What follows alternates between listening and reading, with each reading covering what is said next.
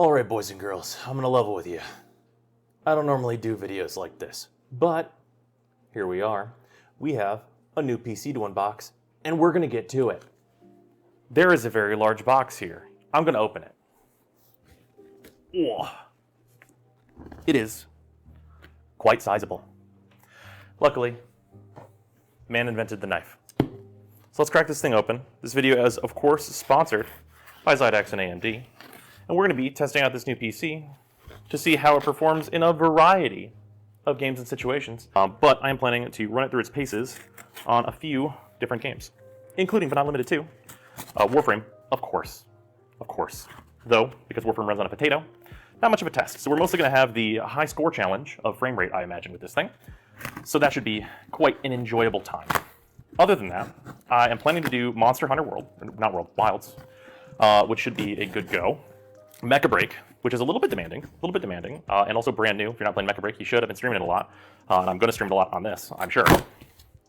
But that is where we're headed. I might throw some other games in there, maybe some harder stuff, like, you know, high-end Cyberpunk style things. You know, give it a little bit of a challenge, I think, because they're, you know, got your free-to-play types that are normally able to be played at lower-end stuff. But this is sufficiently more powerful than that. This should be more than enough for pretty much any game that's out right now, I have to think. Ooh, hello. We have a few accessories, probably everything that we need. Thought there's going to be just a paper on the bottom that says my name, address, social security, my phone number, you know. Luckily not. That's in here probably. Let's find out.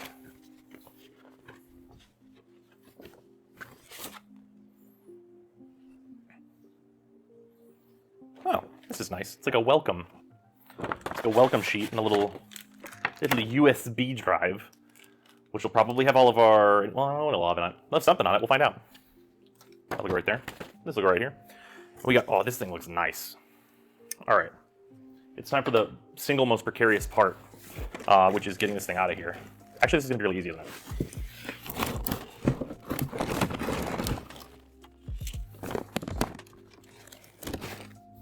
Wow, that was actually really simple. Goodbye. And now the return of the champ. Oh, bam. All right, so popping this off the side here. Make sure we don't let it slam down or anything. You don't want to treat anything poorly. Except the styrofoam. Styrofoam is meant to be treated poorly. There we go. And, ooh, the chassis is different.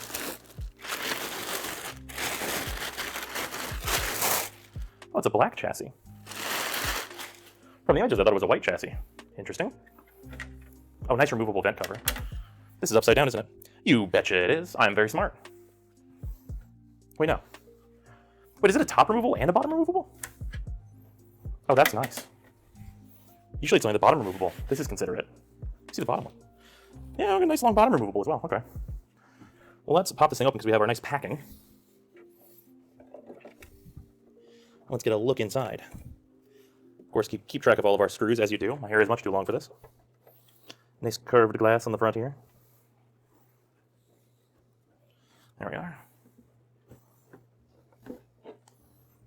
There you guys check out that niceness right there. That is actually very nice. I'm usually not much for logos, but I say as someone with a logo.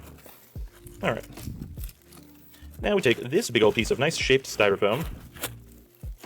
That was very nice. Love when things are easy. Oh, this looks very nice. Oh, this is very nice. This is very good. Is there anything else in the? Let's make sure we read everything. It's important. Is there a backside of this? No. Okay. Let's look in here. See if there's any instructions. Obviously, reading not my strong suit in this case because I'm reading after starting to do things, which is never advised. But I want to make sure I don't miss a little instruction like, oh, hey, make sure you plug in this little thing. Imagine this will be a very simple process, though. That was just the general case user manual. Well, it's nice that it's included. I'll go right in here. This nice folder we've been provided. There's our wireless antenna, which we won't be using for a wired connection myself, but it's nice to have wireless if you need it.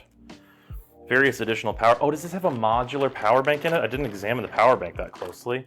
I love a modular power or power supply, not bank. Kind of a bank. There's our actual power cord. Extra SATA cable, love to see it. I will be using that. And just some other documentation, which can go into the folder. Okay, so power cable, vital to the plot. SATA cable, vital to my further plot later. If you want to add any drives, always need one of those. Well, not always. It does have an M.2 by default. Ooh, this is swanky looking. Let's get a good look at this. Now, I am a man of discerning taste. So, I'm doing a little examine of the wiring that's been done here. This is very clean. Also the back panel here. That's screwed in. I don't feel any bulges or anything, so likelihood that there's anything weird back there is pretty much zero. Yeah, let's get this thing rocking and rolling. Should just be a real simple process. Got to put this back on, which is trivial at best. Slides right into place. And these are just thumb screws. Hey there, small dog. With small dog here, he's never been featured on the channel.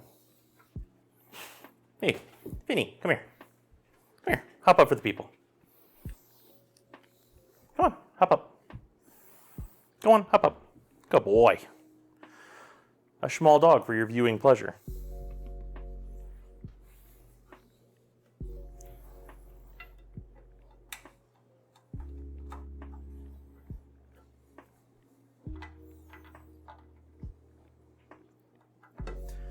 All right. Well, the unboxing process pretty much could not be simpler here. Open it up, take it out, take the styrofoam out of the middle, and this thing's pretty much ready to go. I/O on the back. Those interested, I know I'm one who likes to examine what plugs we have available. You should probably be able to see. But we're gonna go get this thing plugged in.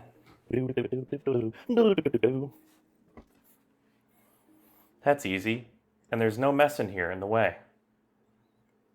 And certainly not a mess that would be from Magic the Gathering. I definitely didn't have to move several hundred cards to make room for this, but I think it was worth it.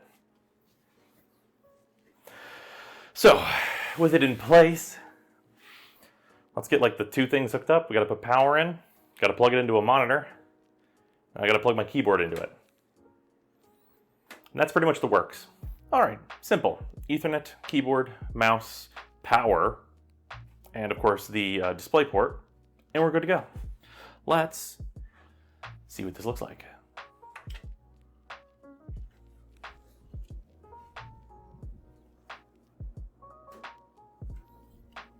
Oh, she's pretty.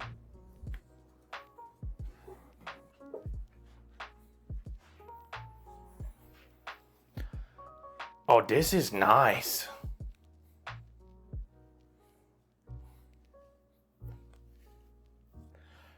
You know, I'm usually more of a floor PC guy, but this one might just have to stay. Let's get this thing set up and run some games on it. Okay, it has been a few days, as you can probably tell by the outfit, and we have some performance reviewing to do and some footage to show off that I have recorded in some various games. And we have some results, as you can see here. Two things that I do want to note before we go into all of this stuff. It's been like 4 or 5 days at this point of just like doing stuff on the PC, done some streams and stuff, and there's a few setup things that I do want to discuss about how my setup in particular works, because it is a little harder on the PC, and I want to talk about the monitor. So first and foremost, the monitor. This is a 2560 by 1440 monitor, so it is above 1080p, but not as crazy as you could theoretically get with resolutions. And it is also a 144 refresh monitor. So some of the games we're going to talk about are capped at 144. They're not going to go above that because that's where I capped them. That's my refresh rate. I'm not going to be able to see anything above that anyway.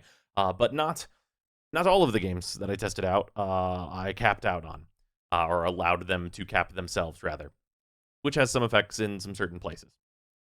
For that, I do want to, before we go into all these results, talk about the software that AMD has here. The AMD software, this Adrenaline software, and how much this is really, really nice. It was extremely convenient for getting all of these results. I did not have to by hand go through and record everything just using like the overlay and doing all of that stuff that I would normally have to do. This kind of just takes everything in. It takes the amount of time you played, it takes your average FPS over your sessions. It's really, really convenient, and the recording features on it are also very helpful, and it's what I'm going to be showing off footage from on this, which is all really good. Like, there's a ton of setting stuff in here that is extremely useful, like just the different graphic settings that you can go through here and kind of smooth things out if you needed to. I didn't need to mess with that stuff too much, and mostly it's just in-game settings being really easy. But if you did need to dial things in a little bit more, this has like a ton of tools for that, like different performance metrics, like power consumption, your temperature on your GPU, just like all of the monitoring stuff that you would probably want to have and would normally be like a third-party program is just all in this thing. And I do just want to point out that this is a really smooth experience that just works, and it also handles all the drivers and all that good business, which is of course the reason I downloaded it in the first place. Didn't expect all of the bonus stuff. With that though, let's talk about these games. We're of course going to start talking about Warframe, and I do want to note that this average FPS is 232. Warframe does, I have set a frame cap in it of 144, but Warframe has a few quirky menus that don't respect the frame rate cap, and then they just try and take off to the moon in terms of frame rate, and that causes the average to kind of just slowly go up over time.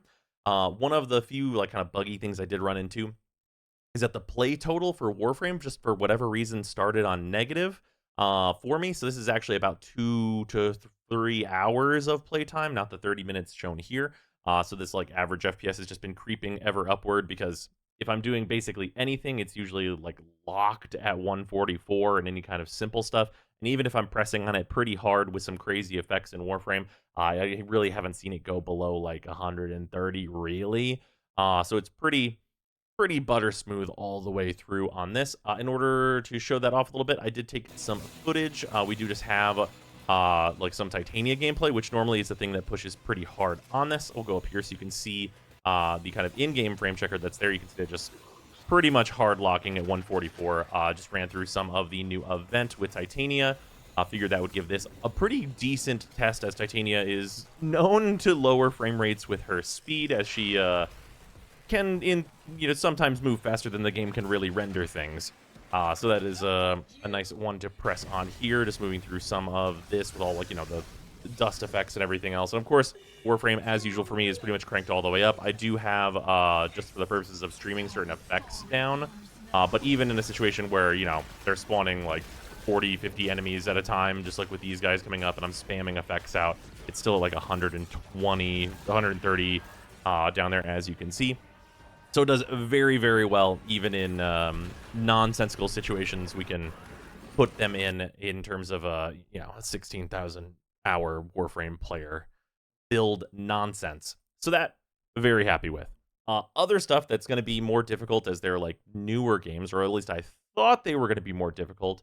We're going to start with talking about Cyberpunk. So Cyberpunk, you can see this average FPS is pretty crazy. I loaded this up and just loaded up a save that I had from whenever we were doing the DLC for this game, and just started fighting max hack. Was like the basic strat. I was like, that's probably going to be a push, and you're going to see me play very poorly, trying to remember how like the build I put together on this game works, but this is completely maxed out. And while the initial menus, I think, pushed the average up a bit towards that like 400 some, this is like full everything, like just completely maxed, full, like, the RTX stuff, all of the like ray tracing stuff. It's all top end on this, and there was like nothing. Like even in the mid gameplay of this, I was running like 200 something frames per second. Absolutely like crazy performance, super smooth, like no problems whatsoever. This is the game that I thought was gonna like give it more trouble, as I would like say Cyberpunk has like one of the more demanding setups usually, just for like the incredible visuals in this game. But it absolutely killed it, kind of harder than any other game I tested. One which is really great to see. We love to see it. We love to see it just go perfectly. Like if I, given the choice, I wish I had played my entire playthrough with with these settings because it looks just incredible with the rain effects and everything else in that game. Two other games, new game, first and foremost, brand new, Mecca Break. Mecca Break runs hilarious. So Mecca Break for me is locked at 144. That's as high as it is allowed to go. You can see here I've played like 20 hours of it. Occasionally a couple of frames drop, a couple. But like if I had it unlocked, I imagine like that's going to happen even if I had locked it at like 200. I think it would just shoot up to that and maybe drop a little bit from there. And, things vary a little bit. Pretty much hard-lined on 144 without ever moving. This was the most locked game, I would say, of any of these that I have played. Warframe obviously has some pretty weird variants with certain menus and stuff, and it's probably more due to it being an older game. But Mecha Break, it just doesn't move in terms of frame rate, basically at all. And it being a brand new game that probably, needs some optimization in spots still. I was very, very impressed with that. Mecha Break stuff. In terms of the footage I grabbed, I was just grabbing some Mash Mech, me trying out playing Akia, which did not end up working out for me. But this game is like, pretty high action, pretty like, cool robot action. I've been playing this a bunch on stream, and it is an absolutely phenomenal time, and especially in locked 144, I'm having a great go of it. With that, we can move on to, of course, probably the one that was the hardest for this, and is probably, I would say, maybe the notoriously under-optimized game in modern memory, maybe. Maybe there's an exception to that, let me know.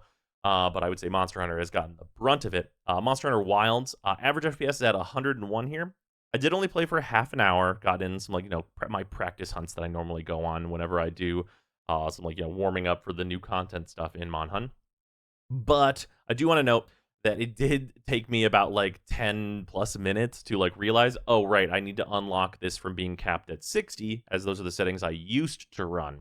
So I probably averaged technically a bit higher than this in a more real longer term scenario. Because whenever I'm actually doing the hunts and stuff, I'm more on 120 plus.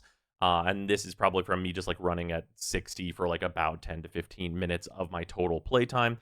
The average will, of course, be between the 144 and the 60 if I start running it better and letting it run better on the later half of my testing. But ran absolutely incredibly. Mon Hun Wilds is obviously pretty well known for having some rough spots in terms of texture loading, and effects can get really wonky. And I'm sure we all saw from the beta of the monsters going into polygon mode, and there was just absolutely none of that. Once I fixed the settings up and started doing this hunt and everything, just great 120 FPS, just monster hunting, just excellent action. Just doing one of my favorite fights, hunting Ray Dow here.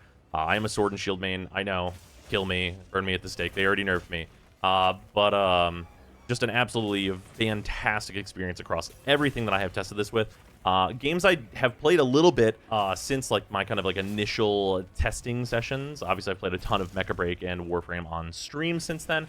But I did also play Wuthering Waves, which is kind of getting kind of a comeback. I started playing it again more recently. And that game has a ton of visual settings. It does have a weird quirk to it where it does only allow you to either lock at 60 or 120 or unlimited.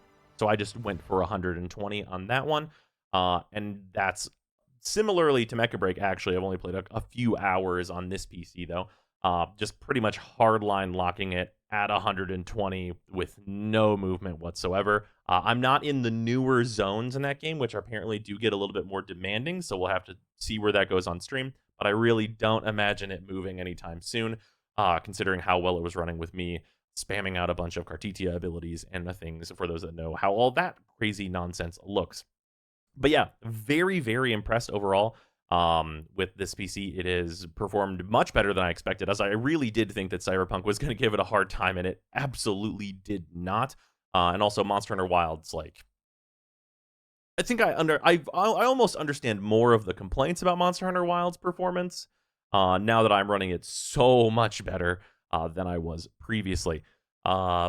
would really love for more people to maybe be able to experience that. Maybe the optimization in that could get even better, and then I can run it at 144 with hyper consistency would be real nice. But yeah, that's what I've been up to. Of course, we will be playing many more games on stream. Much more Warframe to be done, much more Mecca Break to be sure, and perhaps we'll get into some of the Wuthering Waves story and more Monhunt, of course, with the title updates and stuff that have just come out with the Laggy Crust and the Seregios dropping. And it's good stuff. I want to say thanks once again to Xidax and AMD for sponsoring this video. It has been much appreciated. I've had an excellent experience with it. And again, there should be a link in the description below if you want to get the same PC as me. I think it is honestly a very good deal for the performance that you are getting. And it's good stuff. It's also available on Amazon and Newegg. I think I threw that in at the beginning. Probably it's in the edit. Yeah, that's it's good stuff. And I'm excited to play more games on this. If you have any suggestions for what I should try on this, if there's something that can like really give it a run for its money, let me know, as I really thought Cyberpunk was going to be that. But yeah, we'll see you tomorrow. Thanks for watching. Goodbye. So ends today's video. Thanks so much to all of the patrons for supporting not only this channel, but also the new Soulframe Scholar channel. It is much appreciated as that channel gets started. And thanks very much to our $10 patrons, Atheon, Ith, Albert Drake, Alex Parnham, Arbiter Daydream, Babyhoot, Arcus, Nuven, Automatic, Brutus Salazar, Canolathra, Bob World, Colleen Smith, Dylan Dworsky, Athrain, James Hawthorne, GC4 Science, Josh, Lord Ian, Luzanth, Mike Easman, Mikkel, Mitchta, Nerve, Ruby, S267, Sanu, Cezon, Sharp247, The Coupon of Death, Waifu Wars, Waldado1, Seraphir, and Zero Weebs Plan, and of course all of the $5 and $2 patrons as well. Your support is very much appreciated, and I'll see you in the next one.